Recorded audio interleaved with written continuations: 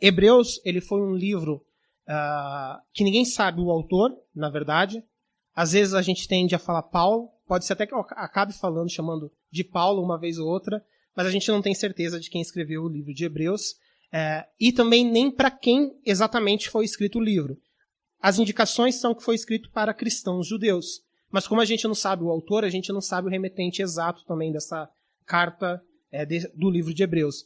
Então, o que a gente sabe é que tem mensagens aqui que fazem uma conexão tanto com o Antigo Testamento quanto com o Novo Testamento.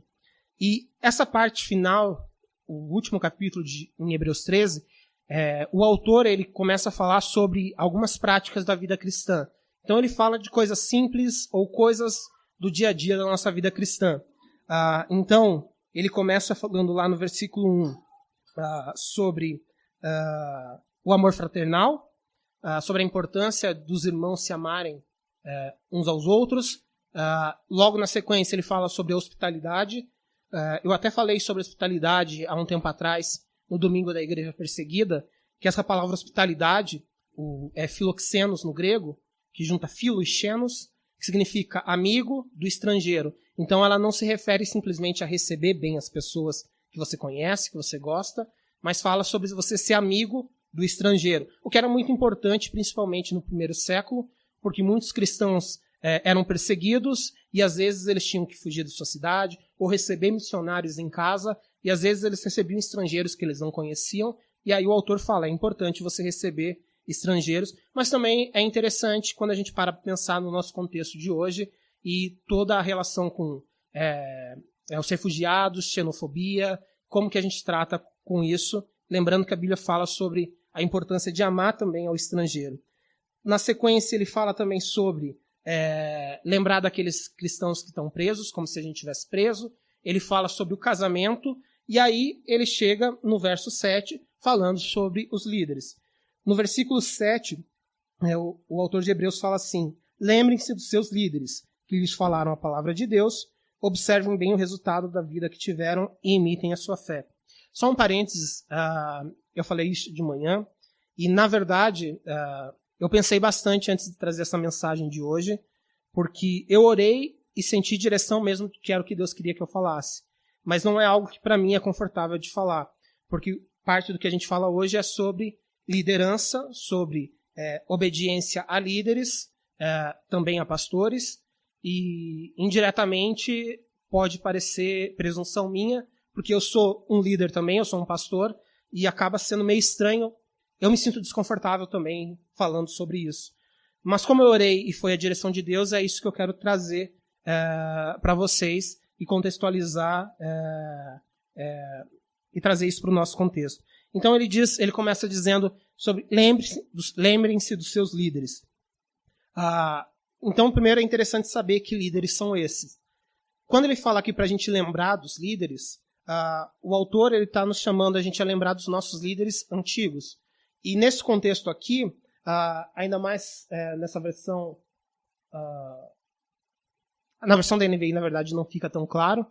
Ela fala observem o resultado, mas algumas versões falam observem o fim da vida deles. Então está bem conectado com os líderes que já morreram.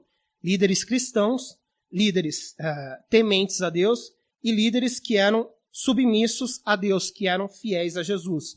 E ele fala para a gente lembrar desses líderes. Mas não simplesmente lembrar, ter uma boa memória ou simplesmente pense com carinho neles. Ele chama a gente a lembrar desses líderes que nos falaram a palavra de Deus e logo na sequência ele fala o porquê que a gente precisa lembrar. Ele fala, observe bem o resultado da vida deles. Essa palavra observar que ele usa aqui, ela é bem interessante porque ela significa analisar cada detalhe. Então, o que ele está falando com observar é realmente preste atenção em cada detalhe, e na sequência ele fala o resultado da vida deles. Como eu disse, essa palavra resultado, ela tem um significado de fim, ela tem uma tradução como fim em algumas versões da Bíblia, e literalmente ela é a palavra saída, que realmente tem essa ideia. A saída é o fim de algo.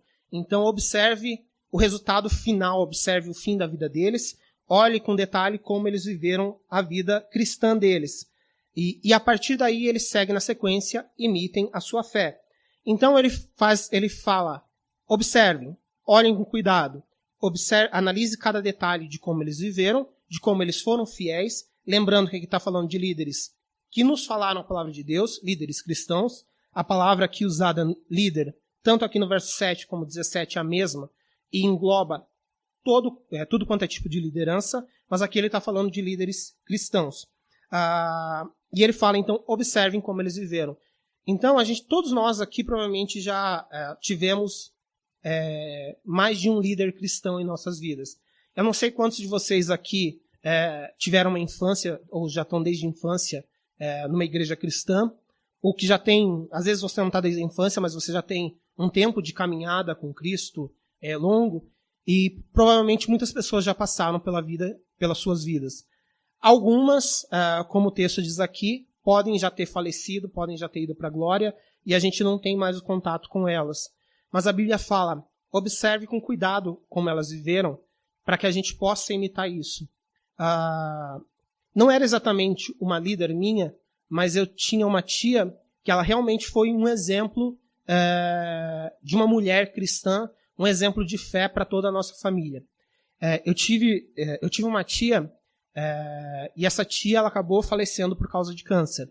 E o câncer se espalhou para os ossos, e ela estava já quando ela estava em estado terminal, os ossos dela estavam quebrando muito facilmente, e é uma fase, né, que ela estava só com morfina, sente muita dor, e a família toda cristã estava lá junto com ela, mas às vezes a gente falava e até orava, Deus, por que ela está sofrendo, ou por que ela foi sempre uma mulher fiel ao Senhor, e por que ela está passando por tudo isso? E sempre que a gente falava algo assim perto dela, ela repreendia as pessoas na hora. Ela falava sobre como Deus é soberano, como Deus sabe de tudo, e que ela estava feliz porque, mesmo que aquilo levasse para a morte dela, ela estaria com o Pai, e que um dia a gente se veria na eternidade. E ela foi um exemplo de fé mesmo, porque toda família, é comum a família se abalar, principalmente quando vem essa notícia do câncer, e aí você vê uma pessoa que está super bem começar a definhar e ficar extremamente mal. Ela não era ela era relativamente jovem. Eu acredito que ela estava na casa dos 50 anos, mais ou menos. E aí foi um baque que foi muito rápido. Só que ela foi um exemplo de fé. E ela foi um exemplo de submissão a Deus. E sempre que a gente lembra em família sobre ela, o que vem à nossa memória é como ela foi submissa a Deus até o final. E isso, para mim, se tornou um grande exemplo. Na época foi bem traumático, até porque na época foram vários parentes meus que morreram numa sequência. Então, na família, estava tendo velório. A gente teve velório semana sim, semana não. Foi algo complicado. Mas quando a gente lembra disso, a gente lembra com carinho por causa da fé dela. E é mais ou menos isso que aqui está falando.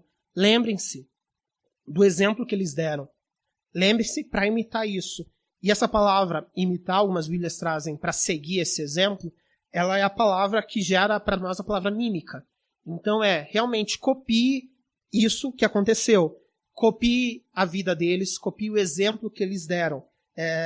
E é interessante sobre copiar esse exemplo, copiar a fé, porque a palavra fé que está usada aqui é a mesma palavra fé que está basicamente no livro inteiro de Hebreus. A palavra fé significa essa certeza de algo concreto, mas também no grego a palavra pistis, que é traduzida por fé, pode ser traduzida por fidelidade. Então essa palavra também imitem a fidelidade deles, ou seja, imitem a vida dessas pessoas. A gente lembra não simplesmente para ter aquela sensação gostosa, mas para lembrar, é possível ser fiel também até o fim. Vamos olhar esse exemplo e por isso é importante a gente lembrar desses líderes. E aqui também, de certa forma, encaixa também aos que não morreram, mas líderes que a gente acabou perdendo contato há muito tempo, mas que foram discipuladores nossos, que foram pessoas que investiram na nossa vida, e a gente acabou perdendo por um motivo ou outro contato. Lembre-se desses momentos e imitem a fé deles. Em relação à fé, a gente sabe da importância dessa palavra, a importância da fé na nossa vida, né? Sem fé é impossível agradar a Deus. E E a Bíblia diz que, além de falar aqui de imitar a fé, a Bíblia diz várias vezes a passagem: o justo viverá pela fé. Acho que tem um slide aí. Eu não vou estar lendo eles, mas a gente tem 4 vezes na Bíblia a passagem: o justo viverá pela fé. A primeira é em Abacuque. Vocês vão olhar ali, mas está fidelidade. Como eu disse, fidelidade e fé, elas são traduzidas também no hebraico pela mesma palavra. E a gente vê 3 vezes no Novo Testamento, falando sobre essa importância de como a gente foi justificado pela fé. E nisso, a importância de a gente olhar esses exemplos de fé. No capítulo 11 de Hebreus, a gente vê aquele hall da fé e fala de tantos personagens da Bíblia e de como eles foram exemplos para nós. Fala de homens e de mulheres que deram a sua vida, que se entregaram por amor a Deus mesmo. Principalmente fala do Antigo Testamento, mas dá aqueles exemplos de pessoas que foram exemplos de fé. A gente tem que se esmerar nisso, olhar e imitar a fé que essas pessoas têm. Paulo diz algo semelhante em 1 Coríntios 11, versículo 1, que é um versículo bem famoso. Nesse versículo ele fala para a gente imitá-lo. 1 Coríntios 11, 1 diz: tornem-se meus imitadores, como eu sou de Cristo. Então Paulo, ele fala: tornem-se meus imitadores. Ele não fala isso porque ele se acha perfeito ou que ele se acha melhor do que todos nós. Apesar de que eu acredito que realmente ele seja melhor do que todos nós, ele era um exemplo de fé. Mas ele falava: sejam meus imitadores porque eu imito a Cristo. E é interessante isso, porque o nosso exemplo a ser imitado realmente é Jesus Cristo. Mas às vezes, quando a gente para olhar somente para Jesus, às vezes a gente usa aquela desculpa: mas Jesus era Deus, Jesus é Deus, Jesus é perfeito. Como eu vou imitar alguém perfeito? Como eu vou ser exatamente como Jesus? E aí fica aquela figura que está um pouco distante da gente, ou muito distante da gente, e você pensa: tá, mas eu não consigo imitá-lo. Então Paulo fala: sejam os meus imitadores como eu sou de Cristo. É possível imitar Cristo. Não quer dizer que a gente vai ser perfeito como Cristo era, mas quer dizer que a gente vai viver uma vida como Cristo, uma vida de amor sacrificial. E é isso que Paulo fala de maneira semelhante em Efésios 5, nos versículos 1 e 2. Ele diz: portanto, sejam imitadores de Deus, como filhos amados, e vivam em amor, como também Cristo nos amou e se entregou por nós como oferta e sacrifício de aroma agradável. Nesses 2 versículos, essa conexão com ser imitador de Deus, ou ser um imitador de Cristo, está conectado com esse amor sacrificial de Jesus Cristo. Aqui diz que Jesus Cristo nos amou, que Jesus Cristo se entregou por nós como oferta.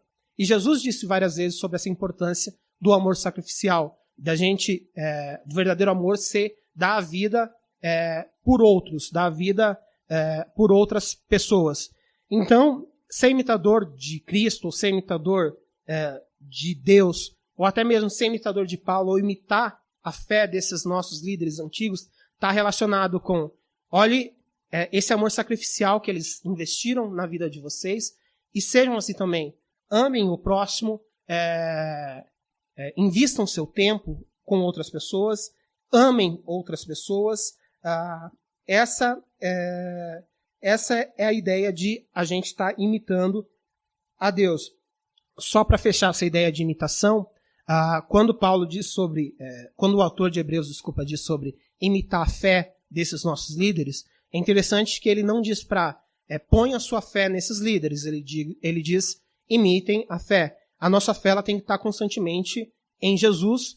Jesus ele é a nossa rocha firme, a rocha que não se abala. Se a gente colocar a nossa fé numa liderança humana, uma vez ou outra ela vai falhar e a nossa fé pode se abalar. Se a gente coloca a nossa fé em Jesus, a nossa fé não vai ser abalada. Mas isso não impede de a gente olhar a fé daquelas pessoas que a gente conhece e pensar: essa pessoa está se dando pela obra de Deus, eu quero ser assim.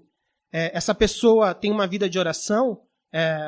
Acho que todo mundo aqui conhece uma pessoa que realmente é dedicada a uma vida de oração. Você olha: eu quero ter uma vida assim. Eu quero ser assim também. Não que essa pessoa seja perfeita, mas essa pessoa está se submetendo a Deus, está vivendo essa vida de submissão a Deus, e a gente tem que olhar o exemplo dessas pessoas. E aí, fechando aqui a ideia de lembrar dos nossos líderes antigos, ele vai no verso 17, e fala: obedeçam aos seus líderes e submetam-se à autoridade deles. Eles cuidam de vocês como quem deve prestar contas. Obedeçam-lhes para que o trabalho deles seja uma alegria e não um peso, pois isso não seria proveitoso para vocês. No verso 17 ele fala algo muito semelhante. Como eu disse antes, a palavra líder aqui é exatamente a palavra líder que está no verso 7, mas não está falando das mesmas pessoas. Enquanto no verso 7 ele falava sobre observar o fim da vida daqueles que seguiram a Jesus Cristo, aqui ele está falando no presente sobre a gente observar os nossos líderes atuais. Quem são esses líderes? Esses líderes são os nossos pastores, mas também são discipuladores, líderes de ministério, pessoas que investem na nossa vida. Mas principalmente aqui o contexto está falando sobre líderes espirituais, principalmente dos pastores.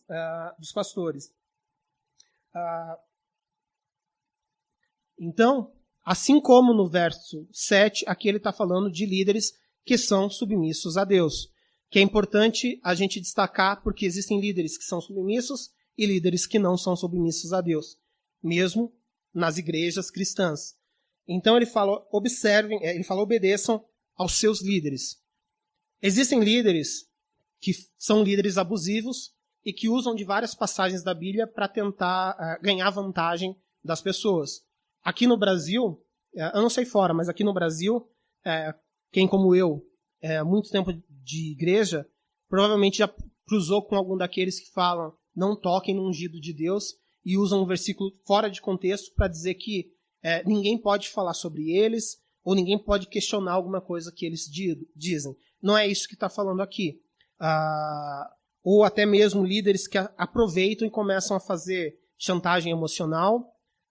Na verdade, não só líder, existe relacionamento abusivo de todas as maneiras. Casamento, amizades, pessoas que tentam se aproveitar de situação.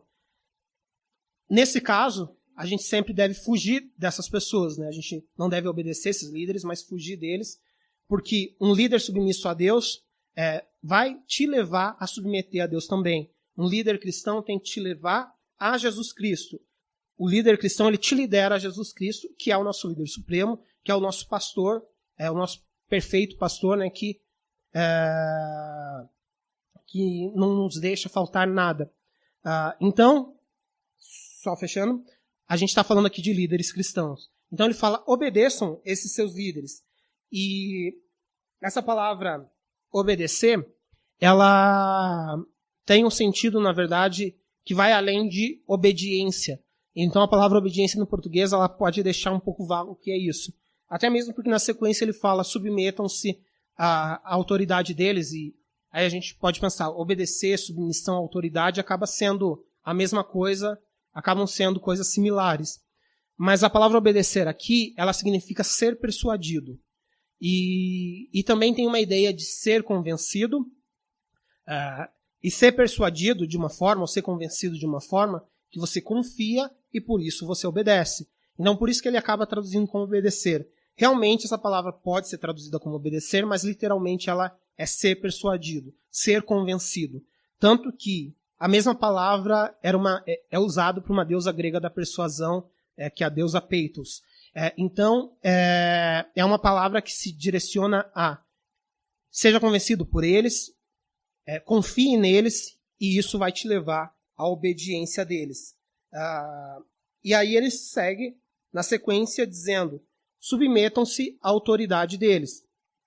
Essa palavra, submeter à autoridade, ou nas versões mais antigas que digam apenas submetam-se a eles, ela é interessante porque ela é formada por duas palavras no grego. Ela é a palavra hupaiko, que a gente pode traduzir como submissão, pode traduzir como se render, e a ideia principal dela é não resista mais. Então aqui está falando, quando fala submeta-se à autoridade, não resista mais aos líderes. Por quê? Porque a palavra hupaiko é formada por hupa, que é sob, de baixo, aiko, que é rendição, então ela tem a ideia de sob, rendição. Ou seja, realmente se renda, não resista a eles. E aí vem num ponto. Submissão é uma palavra que hoje é tirada muito fora de contexto. é tirada fora de contexto em várias ocasiões. Pode ser na igreja, pessoas que aproveitam para ter um relacionamento abusivo, né? Líderes que tentam forçar as pessoas e usam, não, você tem que se submeter aos seus líderes, você precisa obedecer em tudo. A gente precisa obedecer em tudo que está de acordo com a palavra de Deus. O que não está de acordo com a palavra de Deus, a gente não obedece e a gente tem que ficar atento. Por isso que é importante que a gente conheça. Mas também tem essa ideia de que vários movimentos, eles acabam trazendo, não, submissão é algo ruim. Submissão, de acordo com o que Deus fala, não é algo ruim.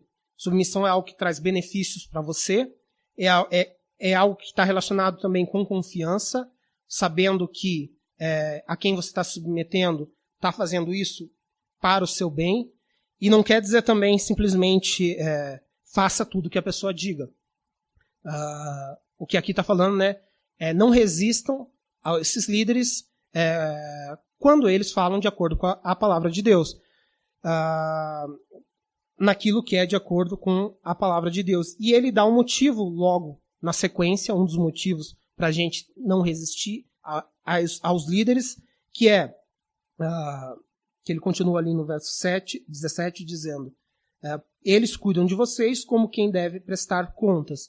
Então a gente não deve resistir, ou a gente deve obedecer aos nossos líderes, a gente deve confiar nos nossos líderes submissos a Deus, que nos levam a se submeter a Ele, não os líderes abusivos, porque eles cuidam de nós. E porque eles cuidam de nós, não apenas cuidam, mas eles vão prestar contas, que acaba sendo um fardo, que acaba sendo um peso também. A gente vai falar um pouco mais sobre o que é esse prestar contas logo na sequência. Mas ele fala, então, eles cuidam de vocês. E essa palavra, quando eu pesquisei essa palavra cuidar, a minha primeira reação foi dar risada com o significado dela. A palavra cuidar é a palavra não dormir. Ou literalmente perder o sono. Então aqui está falando porque eles perdem o sono, eles não dormem, e aí tem essa ideia de uma constante vigilância, sem você dormir, por isso que ele fala, eles cuidam de vocês aqui, mas literalmente a palavra é não dormir. E geralmente isso é uma verdade na vida de líderes, principalmente de pastores, ou líderes de grupos grandes, que tem que relacionar com bastante pessoas. Muitas vezes eles acabam perdendo sono por tantas situações. Sejam por uma pessoa que se levantou e se rebelou, seja porque às vezes ele sabe que alguém está vivendo em pecado, ele vai conversar com essa pessoa, mas essa pessoa não quer ouvir. E aí se você sabe que a pessoa está em pecado, você tenta corrigir a pessoa e a pessoa simplesmente ignora, você sabe que isso não vai resultar em algo bom. E isso é algo que traz uma tristeza, é algo que traz dor no coração se você ama aquela pessoa. Mas também por várias outras coisas que acontecem. Então, o pastor, ou os líderes, eles cuidam de nós. Eles cuidam de cada pessoa. Eles cuidam, muitas vezes eles perdem o sono, e além disso, eles prestam contas. Existe uma certa espécie de teologia, um movimento que começou algumas décadas atrás, que era relacionada sobre a responsabilidade individual de cada pessoa com Deus. A Bíblia diz que cada pessoa vai prestar conta por si mesmo. Está escrito isso em Romanos 14, versículos 10 e 12. Eu não vou ler o versículo inteiro, mas ali no final está falando sobre o tribunal, sobre a gente estar no dia do juízo diante de Deus, e que cada um vai prestar contas de si mesmo para Deus. Mas Hebreus 13 acaba dizendo que também os líderes vão prestar contas sobre os seus liderados. E algumas pessoas começaram a ter esse movimento de que se eu me perder, o responsável vai ser o meu líder. Então eu posso viver de qualquer maneira, e aí o meu líder que tem que ficar atrás de mim e ficar me cobrando, porque é a responsabilidade dele me manter no caminho. E esse movimento começou a trazer pessoas relapsas na fé deles, que na verdade eles não acreditavam realmente em Jesus Cristo, porque se as pessoas creem em Jesus, elas vão querer seguir a Jesus Cristo, elas não vão querer viver a vida delas da maneira que elas vivem, que elas quiserem, pensando que outra pessoa vai ser responsável por elas. E essas pessoas queriam jogar a responsabilidade do relacionamento delas para outra pessoa, porque isso é mais cômodo. Porque você não vai ter as dificuldades, você não ia ter que ficar lendo a Bíblia, ficar se preocupando sobre seguir a Deus, sobre o que é certo e o que é errado. Então as pessoas tentavam jogar isso. Romanos diz que cada pessoa vai prestar contas por si, e isso é um fato. Aqui, quando ele se refere aos líderes prestarem contas também, é porque os líderes precisam estar ensinando. Se eles não estão ensinando, ou se eles estão deixando as pessoas nas suas igrejas se perderem, as pessoas viverem da maneira que elas quiserem, ou não seguirem a Jesus Cristo verdadeiramente, eles vão ser responsáveis por isso. Não que isso tenha a ver com a salvação do líder, mas tem a ver também com as recompensas, né, que a gente recebe. A Bíblia fala sobre diferentes recompensas no céu. Às vezes a gente só pensa no céu, todo mundo vai para o céu. A gente tem essa onda agora de igualitarismo em tudo, então todo mundo tem que ter exatamente os mesmos direitos, todo mundo tem que ter as mesmas coisas, todo mundo tem que ter tudo igual, e às vezes a gente tenta traduzir isso também para aquilo que está na Bíblia. E em relação ao céu, né, a Bíblia fala que as nossas obras elas podem ser madeira, palha, podem ser ouro, e que elas vão ser provadas no fogo para ver de que tipo que são. Madeira, palha, eles vão no fogo, eles queimam, mas logo se apagam, viram cinzas, e são obras sem valor. Ouro, se você bota no fogo, ele vai se refinar ainda mais, ele vai continuar sendo ouro, as impurezas vão se separar por causa da diferença de densidades, e ele vai se tornar mais puro do que ele era. Então, e a Bíblia fala que cada um vai ser recompensado de acordo com essas obras. E isso tem muito a ver também com o que está acontecendo aqui em relação a prestar contas. Ou seja, não tem a ver, se o pastor deixou alguém se perder na igreja, ou não falou do evangelho porque aquela pessoa que começou a vir, que não conhecia Jesus Cristo, o pastor vai para o inferno por causa disso. Não, a salvação continua sendo pela graça, pelo que Jesus Cristo fez. Ele não vai ser responsável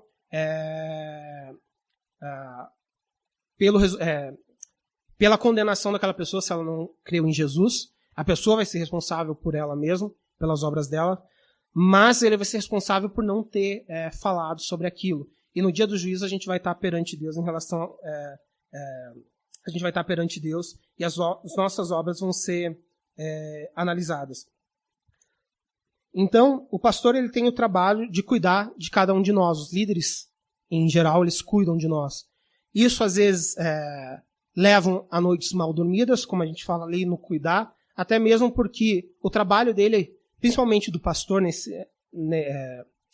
principalmente do pastor, é um trabalho integral. Mesmo que ele não esteja todo dia na igreja, mas ele tem que estar a todo momento à disposição das pessoas. Então, muitas vezes celebra casamentos, ir em velórios, visitar doentes nos hospitais, e várias outras coisas, como algum casal teve algum problema, às vezes vai às 3 horas da madrugada na casa do pastor, e aí ele vai lá receber, e receber, de bom grado, mesmo às vezes com família, né, tendo família, porque é o trabalho dele. E ele faz isso por amor. Ele cuida por amor. Esse cuidado, né, quando você sacrifica muito do seu tempo, ele está conectado com o amor. E aqui, nesses pontos, é que acaba os nossos pastores em si diferindo daqueles pastores que a gente acaba acompanhando muitas vezes no YouTube, nas redes sociais, em vídeo transmissões, que são pastores que muitas vezes são abençoados e trazem grandes bênçãos na nossa vida. Por exemplo, se você para pensar em pastores como, por exemplo, o John Piper, dos Estados Unidos, ou até mesmo o Ed René aqui, eles trazem mensagens edificantes, eles trazem mensagens poderosas, eles estão explicando a Bíblia e são homens usados por Deus, mas eles não são aqueles que estão te acompanhando no seu dia a dia. Se você perguntar para o John Piper, às vezes você é super fã do John Piper, ouve todas as ministrações deles, tem as pessoas que se sentem das igrejas desses pastores, até escrevem, eu sou da tua igreja sem ir nela. Só que, tipo, eles podem até escrever, mas eles não te conhecem. Eles não vão estar te acompanhando e não vão estar sabendo do seu dia a dia. Às vezes, pra gente é confortável isso. Porque se eles não te conhecem, eles não vão ser aqueles que vão te confrontar no erro, que é um dos trabalhos dos seus líderes. E é um trabalho que acho que é o trabalho que é menos confortável, tanto para o seu líder como para você. Só que, geralmente, a pessoa que é confrontada não sabe lidar com isso. Claro, muita gente lida bem com isso, mas muitas pessoas não. Muitas pessoas já vêm com aquela, quem é você para falar isso sobre mim? Você também é pecador, você também erra, já começa apontando os erros do seu líder, do seu pastor, porque não é legal você ser confrontado, não é legal você que alguém aponte o seu erro, mesmo com esse intuito de que você melhore. E esse é um trabalho deles. E é claro, esses pastores nunca vão fazer isso com você. Eles vão fazer isso com os líderes deles. Geralmente vão fazer isso com outros pastores que eles acabam liderando o círculo mais próximo deles. Então é confortável para a gente, às vezes, se apegar a esses líderes distantes, porque a gente só vai ouvir essa melhor parte, que vamos ouvir a mensagem, vamos ouvir aquilo que Deus tem de bom para mim. Pode uma exortação ou outra por eles, mas diretamente para você não vai vir nada. E esse é um dos grandes motivos que pessoas acabam deixando igrejas, né? Quando os pastores os confrontam, eles começam... A primeira coisa que eles fazem é criar resistência, né? Que é bem essa ideia do não se submeter. Então, em vez de não resistir, eles começam a criar resistência. Às vezes eles acabam indo conversar com amigos próximos, contam a história da versão deles. Isso é interessante porque muitas vezes acaba explodindo alguma situação maior na igreja e as pessoas acabam simplesmente sabendo pela aquela pessoa que causou a confusão, porque os pastores ou os líderes acabam não contando isso porque não querem constranger, não querem envolver mais pessoas. E aí as pessoas, já que os pastores não se manifestam, então essa pessoa deve estar com a razão.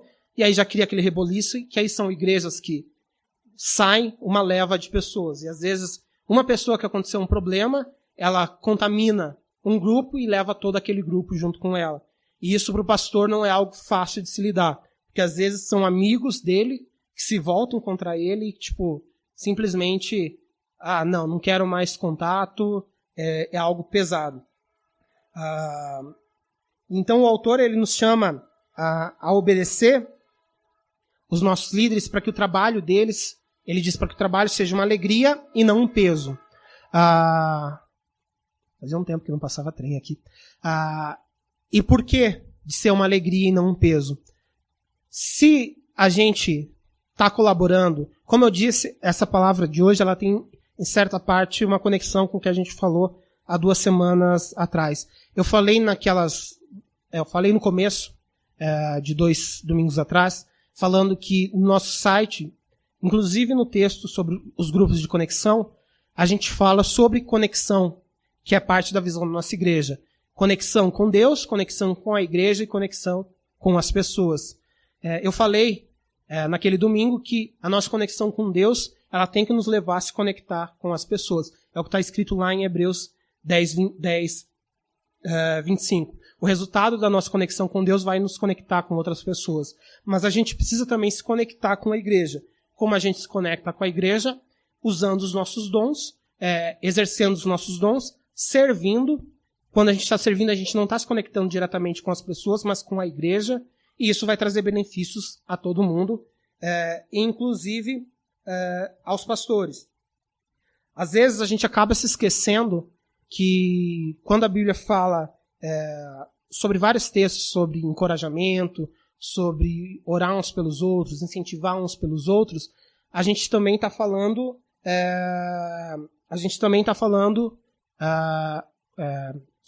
de toda a igreja, incluindo os pastores. Hebreus 10, que a gente falou na semana retratada, fala que a gente deve se incentivar uns aos outros em amor, que a gente deve encorajar uns aos outros. Nisso está incluso os pastores, os líderes também. às vezes a gente acaba afastando eles. Não, a gente precisa fazer isso entre nós, porque a gente acaba falando, não, os pastores ou estão em outro nível, ou os pastores tem que ter esse relacionamento entre os pastores, e a gente acaba meio que excluindo eles um pouco dessa comunhão geral e dessa importância de a gente orar uns pelos outros, a gente incentivar uns aos outros, inclusive aos nossos pastores. E o autor, então, de Hebreus, ele fala no verso 17 para a gente obedecer para que isso seja uma alegria. Paulo fala em Filipenses muito sobre alegria. Um dos temas principais é a alegria. Se vocês lerem Filipenses, vocês vão ver alegrem-se, regozijem-se. E aí vocês vão ver a cada capítulo várias vezes repetindo nisso. E em Filipenses 2:2, observação aqui. Hoje eu não estou falando de C.S. Lewis, mas estou falando de um versículo que eu sempre falo, que é Filipenses 2. Assim como Oséias, são coisas que eu acabo sempre repetindo. Mas é porque é algo interessante. Em Filipenses 2:2, Paulo diz, completem a minha alegria tendo o mesmo modo de pensar, um só espírito, uma só atitude, o mesmo amor. Paulo fala que a alegria dele como líder seria completa se todo mundo tivesse esse mesmo modo de pensar. E ele completa essa ideia no versículo 5, dizendo que essa atitude, a palavra atitude aqui é a mesma palavra para modo de pensar, tem que ser a atitude de Jesus Cristo, que continua que se esvaziou, que se entregou até a morte de cruz, mas fala que a nossa atitude tem que ser a de Jesus Cristo. Por quê? Porque se todo mundo tentar pensar da mesma maneira, a gente não vai conseguir fazer isso. Se todo mundo buscar o modo de pensar de Jesus Cristo, todo mundo vai ter o mesmo modo de pensar, que é o modo de Jesus Cristo. Isso daqui está muito relacionado, muitas vezes, com a visão da igreja. A visão da igreja é algo que é buscada com oração, é algo que é buscada com jejum, geralmente por um grupo de liderança e é buscado em Deus. E às vezes a gente começa a criar resistências em relação à visão da igreja. A gente começa a criar barreiras. Mas não devia ser assim. Assim funciona melhor. Eu já trabalhei nessa área, assim funcionava melhor. Eu tenho experiência nisso, eu tenho experiência em liderança, eu fiz um curso de liderança, eu fiz uma faculdade sobre administração, e aí você começa a falar tanto dos seus próprios atributos, e esquece que se você fizer isso, vão gerar vários modos de pensar e não vai ter essa unidade. Mas se a gente busca em Jesus Cristo, se a gente buscar a visão que Jesus Cristo nos dá, todo mundo vai ter essa mesma visão. O que acontece é que nas igrejas, às vezes as pessoas falam, eu não concordo com isso, eu acho que devia ser dessa maneira. Não tem nada errado concordar e opinar e dizer que não devia ser dessa maneira. Mas antes de fazer isso, você orou e buscou em Deus para falar nisso, ou você está confiando na sua própria capacidade, nas maneiras como você acaba sabendo que tudo acontece. E aí, isso às vezes é o que acaba acontecendo na liderança. Os pastores acabam vindo, não, tem que ser feito dessa maneira, tem que ser feito desse jeito, essa maneira que você faz não vai dar certo, e com o tempo essas coisas vão minando. Acho que ninguém gosta de ouvir, vai dar errado, o que você vai fazer não está certo, você devia fazer de outra maneira. No começo você pode relevar, mas com o tempo, pessoas falando isso, te coloca para baixo, começa a chatear você em relação a tudo isso. Então Paulo fala que se a gente tem essa mesma visão, se a gente busca a visão de Deus, e se a igreja também orar para que Deus revele isso, se você ora e Deus fala, não, a visão que eu tenho para você é diferente, pode ser que muitas vezes seja o caso de você realmente buscar uma outra igreja, principalmente se são problemas doutrinários que se tem nisso. Se para você é importante aquilo, às vezes é problema doutrinário, mas não é nada importante para você. Às vezes pós ou no meio da tribulação, então para você não é importante isso, você pode ficar num lugar desse.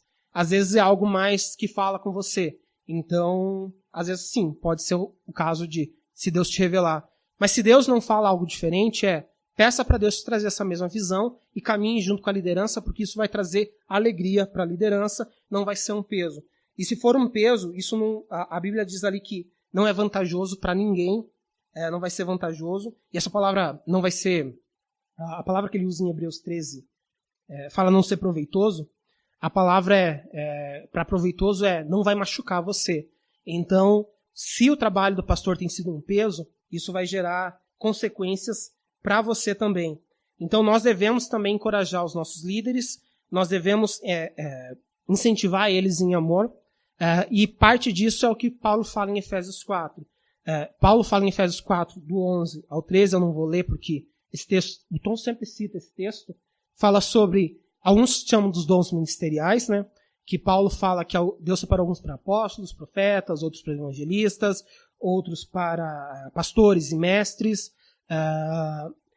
E ele fala na sequência que tudo isso é para que o corpo de Cristo seja edificado. Ou seja, o motivo da gente ter diferentes dons espirituais é para que a igreja cresça, a igreja amadureça em Cristo e que todo o corpo seja edificado, corpo do qual o pastor faz parte. Então, se todos nós usamos os nossos dons, os nossos pastores, os nossos líderes também vão ser abençoados. Não simplesmente porque uma pessoa não vai precisar fazer tudo na igreja, mas também porque tem gente na igreja que tem esse dom de encorajamento, tem gente na igreja que tem que pode trazer palavras de sabedoria e muitas vezes não tem usado esse dom, ou tem usado só com pessoas. Esquece que isso também pode ser trazido para a liderança, que também vai ser uma bênção para a liderança.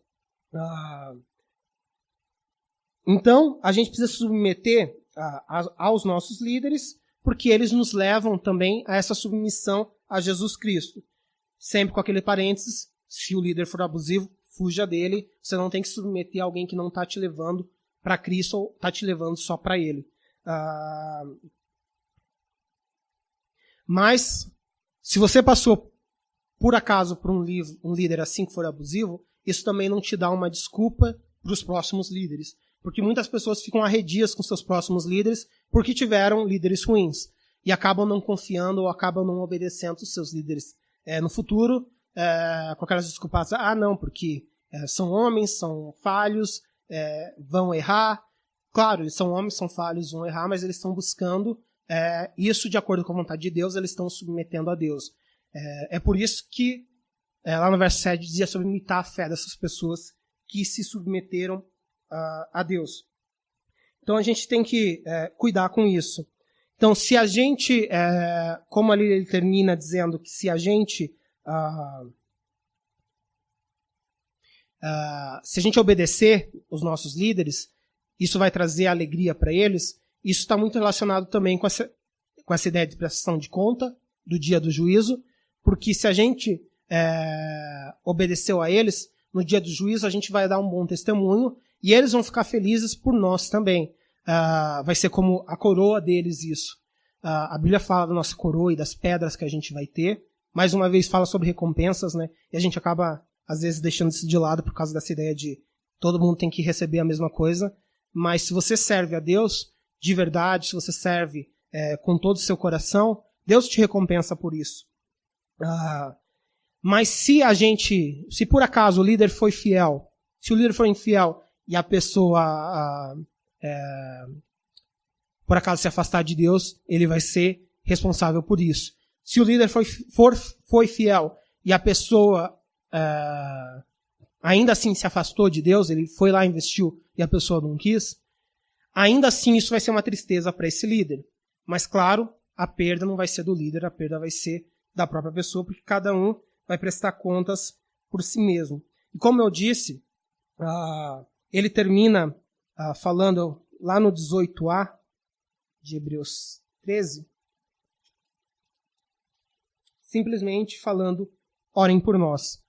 Essa é a parte final, que é aquilo que eu falei. Às vezes a gente se esquece que pastores e líderes também são parte do corpo de Cristo e que eles precisam de oração. A gente precisa orar pelos nossos líderes e não somente orar por ele enquanto líderes, como não só ore pelo ministério, por como Deus pode usar ele para o ministério. Ore por tudo. Ore pela vida pessoal dele, ore pela caminhada cristã com ele. Todos nós aqui provavelmente já tivemos um momento de, como se fosse uma sequidão, que você está lá buscando Deus, mas você não ouve Deus falar com você. Você está querendo uma resposta de Deus e parece que Deus está distante. Assim como a gente vê o salmista falando, ou vários personagens da Bíblia falando que Deus, falando com Deus, que Deus parecia estar distante. A gente também sente isso. E os nossos pastores, por incrível que pareça, também sentem. Só que às vezes a gente se esquece disso. Às vezes, eles também estão passando por um momento assim, e ainda assim eles precisam tá vindo, trazer a palavra de Deus, tá dando palavra de encorajamento. Isso não é tipo uma falsidade dos pastores. Isso é confiar em Deus, confiar que Deus vai usar a vida deles se eles se submetem à vontade de Deus. Mas a gente precisa orar por eles. Orar pela saúde, orar pelo dia a dia deles, orar por descanso para eles. O Tom agora mesmo, né, o pastor aqui da Calvary, ele está lá nos Estados Unidos e está tendo um tempo de descanso. Orem por ele para que ele tenha realmente um tempo de renovo, porque às vezes a gente não se toca, mas eu acho que os trabalhos que mais cansam, por mais que tenham pessoas da área de humanas aqui, é lidar com pessoas.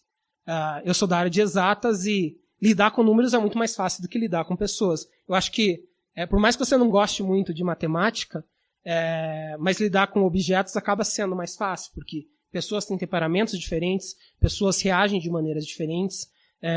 Por mais legal que você seja, sempre vai ter uma pessoa que te irrita por algo que ela faz.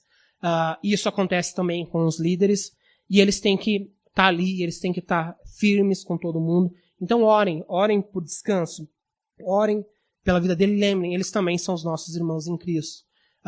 Eles também são como cada um de nós.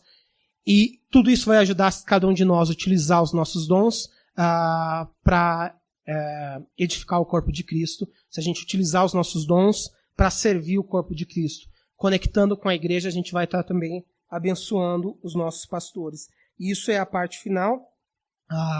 Lembrando, eles são como nós. Eles também sofrem burnout, eles também ficam estressados. E às vezes eles simplesmente não podem compartilhar algumas coisas com outras pessoas porque são pessoais de outras pessoas.